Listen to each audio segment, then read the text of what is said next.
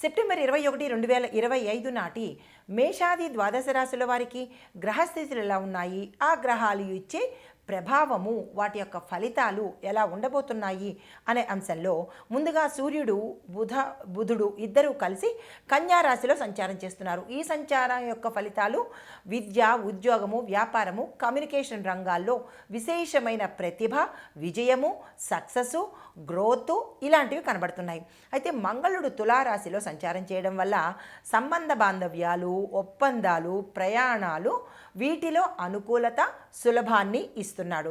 చంద్రుడు కర్కాటకంలో ఉండడం వల్ల కుటుంబంలో సంతోషము, ఆర్థిక స్థిరత్వము, భావోద్వేగాలను అణిచేటట్టుగా అంటే ఉద్రేకం లేకుండా ఉండేటట్టుగా ప్రతి ఒక్కళ్ళకి ఓవరాల్గా ఇచ్చే ఫలితాలు ఇవి. తదుపరి రాశి వృషభ రాశి. ఈ రాశి వారి యొక్క ఫలితాలు ఆర్థికంగా చాలా బలోపేతంగా ఉంటారు.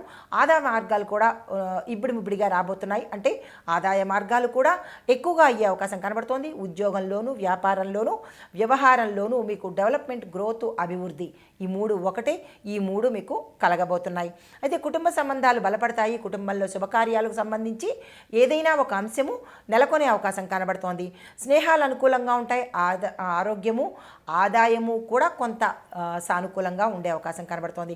అయినప్పటికీ ఆరోగ్యం పట్ల జాగ్రత్తలు తీసుకోండి.